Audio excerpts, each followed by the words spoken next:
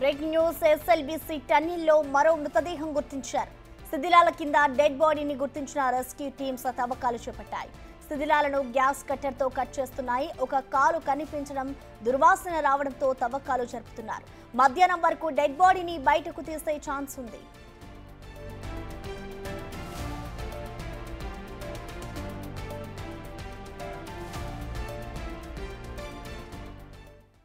దీనిపై పూర్తి సమాచారాన్ని మా ప్రతినిధి శంకర్ అందిస్తారు. శంకర్, మనం చూస్తూ ఉన్నాం గత కొన్ని రోజుల నుంచి కూడా ఇటు టన్నెల్ వద్ద రెస్క్యూ ఆపరేషన్ కొనసాగుతూనే ఉంది. సో ఈ నేపథ్యంలోనే ఒక బాడీని గుర్తించినట్లుగా తెలుస్తోంది. సో మొత్తానికి ఆ బాడీని ఎప్పటికి తీసే అవకాశం కనిపిస్తోంది. ప్రస్తుతం అక్కడ పరిస్థితి ఎలా ఉంది Shankar? Prasanna, SLBC tunnel operation లో కీలక పరిణామం చోటు చేసుకుంది. టన్నెల్ లోపల మరో మృతదేహాన్ని గుర్తించినట్టుగా కూడా రెస్క్యూ అధికారులు చెప్తున్నటువంటి పరిస్థితి కనిపిస్తుంది. ముఖ్యంగా నెల రోజులు గడిచిన తర్వాత మరో కీలక పరిణామం, మరో ముందడుగు కూడా పడిందని చెప్పవచ్చు. ఇప్పటికే ప్రమాదం జరిగినటువంటి 16వ రోజు గురుప్రీత్ సింగ్ మృతదేహాన్ని కూడా బయటికి తీయడం, వారి కుటుంబ సభ్యులకు అప్పచెప్పడం జరిగింది.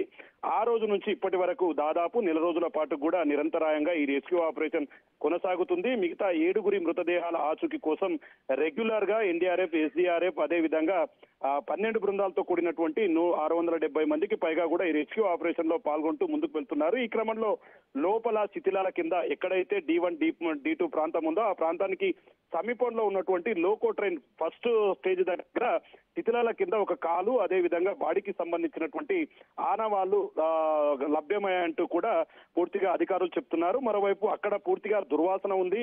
ఆ ప్రాంతానికి వెళ్లి తవ్వకాలు చేపట్టేటప్పుడు చాలా జాగ్రత్తగా ఉండాలని చెప్పి కూడా నిపుణులు హెచ్చరిస్తున్నారు. ఇదే క్రమంలో ఇప్పటికే టన్నెల్ లోపలికి స్ప్రేలతో ఒకవైపు ర్యాట్ హోల్ మైనర్స్, అదే విధంగా ఎన్డీఆర్ఎఫ్ సిబ్బందితో కలిసి మరికొంతమంది కూడా లోపలికి వెళ్ళినటువంటి పరిస్థితి కనిపిస్తుంది. ముఖ్యంగా అక్కడికి ఒక డాక్టర్ ను కూడా తీసుకువెళ్ళినట్లు తెలుస్తుంది.